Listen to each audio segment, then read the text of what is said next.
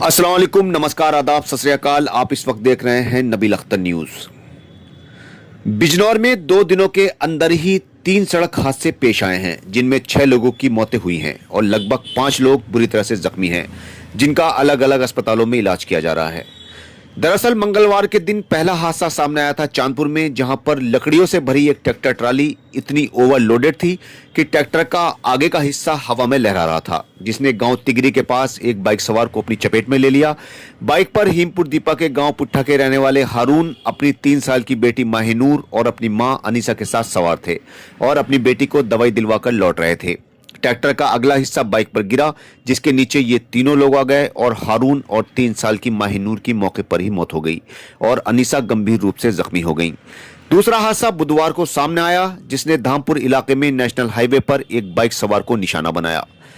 दरअसल यहां पर एक ट्रक ने बाइक पर जा रहे परिवार को जोर की टक्कर मारी। बाइक पर शेरकोट के गांव शहजादपुर के रहने वाले विकास अपनी पत्नी मंजू, 5 साल के बेटे दिव्यांश और 3 साल की बेटी सृष्टि के साथ सवार थे। ये सभी एक शादी अटेंड करके वापस घर आ रहे थे। जैसे ही ये लोग भारत पेट्रोल पंप के पास पहुंचे, एक ट्रक ने इन्हें अपनी चपेट में ले लिया, जिससे मंजू और सृष्टि ट्रक के पहिए के नीचे आ गए, जिससे उनकी मौके पर ही मौत हो गई। इसके बाद तीसरा हादसा कोतवाली देहात में सामने आया, जिसमें 2 बाइकों की आमने सामने की टक्कर में 2 लोगों की मौतें हुई हैं। मृतकों की पहचान गांव भगैन के रहने वाले निजामुद्दीन और अमित के रूप में हुई है। इन हादसों ने एक बार फिर से तेज रफ्तार जिंदगी और मौत को आंखें दिखाती बाइकों के बारे में सोचने पर मजबूर कर दिया है। अब इन हादसों में किसका कसूर माने? तेज रफ्तार जिंदगी का, जिसने हमारे सोचने समझने की शक्ति को कमजोर कर दिया है, या फिर उन अच्छी सड़कों का जिनके न होने पर हम विकास की गति थम जाने की शिकायतें करते हैं? थाना धामपुर का एक प्रकरण संज्ञान में आया है, जिस संबंध में मुख्य क्षेत्राधिकारी धामपुर द्वारा अवगत कराना है कि आज दिनांक 4 फरवरी 2025 को समय लगभग 6:15 बजे सूचना प्राप्त हुई कि काशीपुर हरिद्वार हाईवे पर भारत पेट्रोल पंप के पास एक सड़क दुर्घटना हो गई है। उक्त सूचना पर पुलिस बल तत्काल मौके पर पहुंचा और जानकारी की गई तो पाया गया कि 4 लोग एक सुपर स्प्लेंडर पर, जो कि शेरकोट से करमचंद ढक्का जा रहे थे।